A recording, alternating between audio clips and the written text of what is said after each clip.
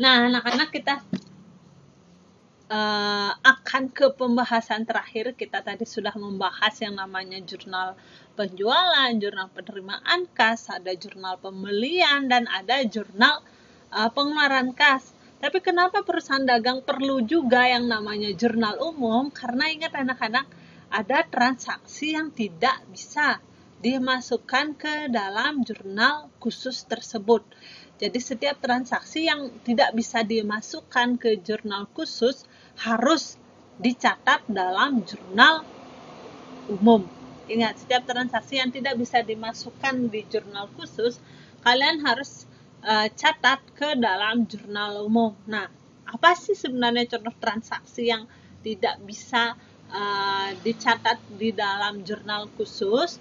Nah, ini adalah contoh anak-anak transaksi yang tidak dapat dicatat dalam jurnal khusus. Tetapi sekarang kita fokuskan ke poin yang A, yakni retur. Tidak bisa di jurnal khusus, berarti dia harus dicatat di dalam jurnal umum. Baik itu retur pembelian, retur penjualan. Nah, di sini kemudian ada penyetoran modal dari pemilik yang non-kas, artinya tidak berupa kas. Kalau berupa kas, dia masuk ke jurnal penerimaan kas. Kalau misalnya berupa mesin, berupa gedung, berupa perlengkapan, kemudian berupa peralatan, maka dia masuk ke jurnal umum. Baik, Ibu contohkan. Nah, ini anak-anak contohnya 4 bulan 3 dikirim kembali barang dagang. Nah, dikirim kembali itu pasti retur sebesar Rp400.000.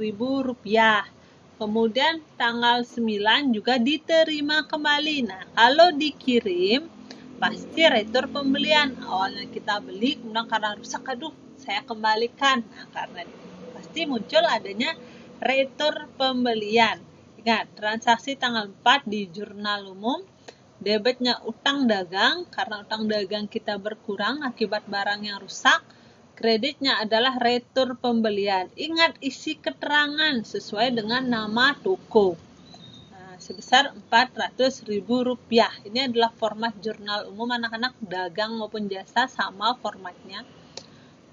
Kemudian tanggal 9 diterima kembali. Nah, awalnya kita menjual secara kredit, kemudian karena barang yang kita jual tersebut tidak sesuai pesanan atau rusak dikembalikan oleh pelanggan, maka timbullah yang namanya retur penjualan.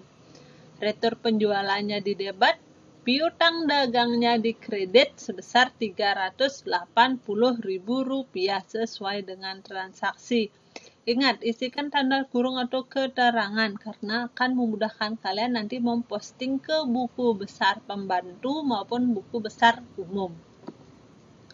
Kemudian selanjutnya tanggal 12 disetorkan modal dari Pak Danke. Nah, ini anak-anak, Pak Danke menyetorkan modal berupa perlengkapan, bukan berupa uang tunai.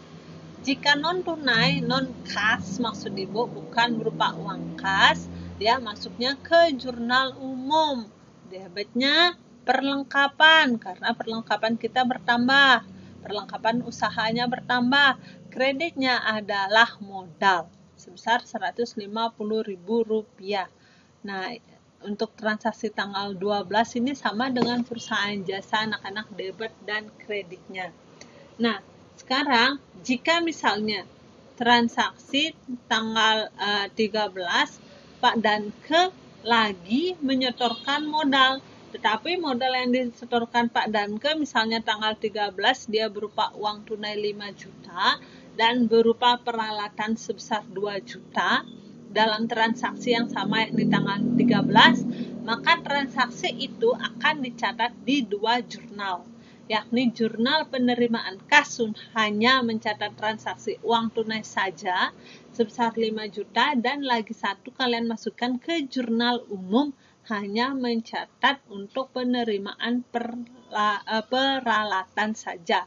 Jadi ada 2 jurnal anak-anak jika Pak Danke menyetorkan uang tunai dan perlengkapan di hari atau waktu yang bersamaan. Kalian catat di 2 jurnal tersebut. Nah, anak-anak, demikian penjelasan dari Ibu, materinya cukup padat.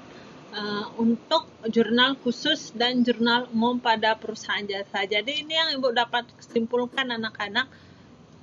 Ini adalah macam-macam jurnal khusus dari penerimaan kas, pengeluaran, pembelian sampai dengan jurnal penjualan. Kemudian akunnya yang di debit apa, akun yang di kreditnya apa. Jadi silahkan kalian latihan yang diperbanyak sehingga untuk menjawab pada saat ulangan maupun pada saat UAS nanti bisa kalian jawab dan kalian pahami. Itu yang paling penting, kalian pahami. Nah, anak-anak seperti biasa untuk mengetahui kalian, untuk mengetahui dan untuk latihan kalian pencatatan ke jurnal khusus maupun jurnal umum, maka di sini Ibu berikan landak. Landak ini ada beberapa transaksi yang sudah melingkupi jurnal khusus maupun jurnal umum. Jadi silahkan kalian kerjakan dari tanggal 1 sampai tanggal 31. Nah, di sini ada anak-anak ketentuannya yang kalian buat. Yang pertama adalah jurnal khusus dan jurnal umum, yakni dari tanggal 1 sampai tanggal 31. Kemudian buat buku besar pembantu utang atau piutang, kalian pilih salah satu.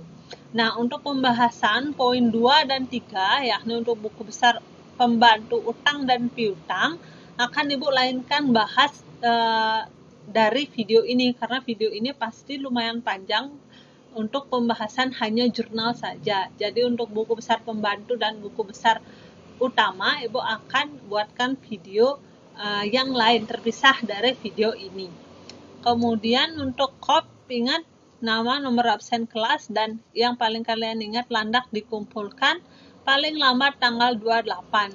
Jadi kalian punya banyak waktu, yaitu lumayan banyak waktu untuk membuat landak ini. Ingat anak-anak, poin 2 kalian pilih salah satu, jangan semua. Dan boleh hanya satu toko. Misalnya dari tanggal 1 sampai tanggal 31 ada 2 toko yang memiliki pembantu utang. Kalian boleh pilih satu toko. Misalnya pembantu utang toko A aja saya buat, Bu. Boleh, asal sesuai dengan transaksi tanggal 1 sampai tanggal 31. Ataukah buku pembantu piutang satu saja, Bu, toko B, boleh. Pilih salah satu. Begitu pula buku besarnya, bebas kalian milih buku besar kas, ataukah piutang, ataukah utang. Boleh kalian pilih salah satu saja. Contoh memposting dari salah satu jurnal ke salah satu buku besar. Baik anak-anak, demikian penjelasan dari Ibu, baik itu materi mengenai cara membuat jurnal khusus dan jurnal umum serta tugas landak yang harus kalian buat. Nah, untuk materi berikutnya kita akan sampai ke jurnal penyesuaian pada perusahaan dagang, baik itu metode fisik maupun metode perpetual. Oke anak-anak, demikian pembahasan daripada Ibu hari ini. Ingat, kalian tetap semangat, tetap jaga kesehatan dimanapun kalian berada, dan jangan kumpul anak-anak. Terima kasih, sampai jumpa kembali di video berikutnya.